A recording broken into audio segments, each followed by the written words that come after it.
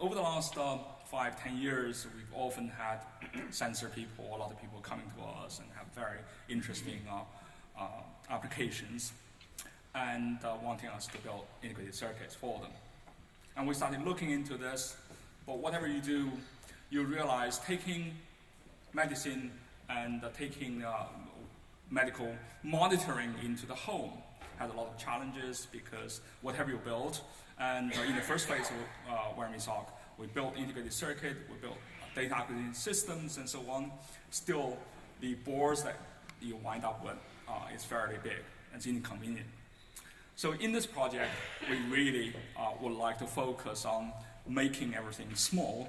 And making it small involves making the integrated circuit highly integrated, and also involves making the energy consumption very low so that the battery can be, consumption is low so it doesn't take weight and volume. And also it needs to have wireless connection, and this is almost contradiction in terms because any serious wireless takes a lot of power consumption. And especially if it can go, or if you want to go to a smartphone, go to a tablet, go to places where standard communication protocols are used. So we're going to try to focus on some of those things. And therefore, our objective is to make it small. Maybe a matchbox will be, for starters, maybe even smaller in the future.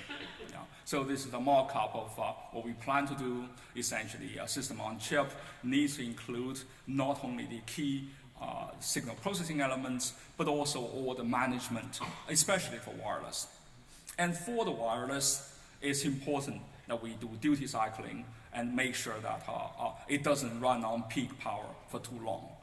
And this requires very agile management and so on. Also for communication, essentially for monitoring a person in his daily life. There are lots of movements. The person is no longer restricted and lying down on the bed, and therefore there are a lot of architects, and one of the focuses that we have will be to make sure that we have sufficient signal processing to remove those artifacts.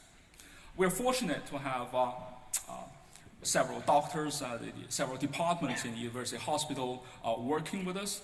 We have a number of interesting use cases or application examples. They're examples, they're not just the final application per se, but they have challenges for us. One of them is about testing the driving capabilities of elderly persons. Another one wants to take all of those things up to the high altitude for high altitude illness studies, and some of the for well-being applications such as sleep monitoring and so on.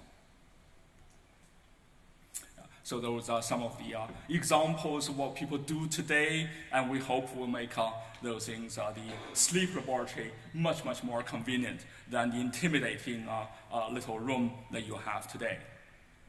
And so this is the system we have here today, and we're verifying various sensing algorithms and so on.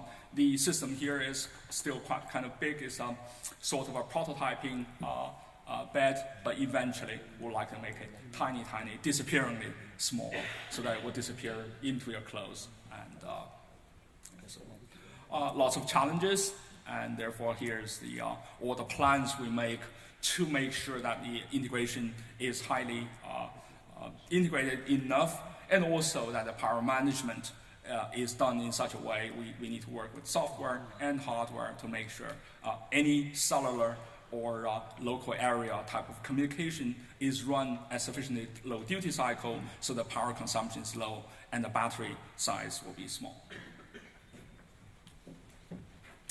Thank you. Thank you very much.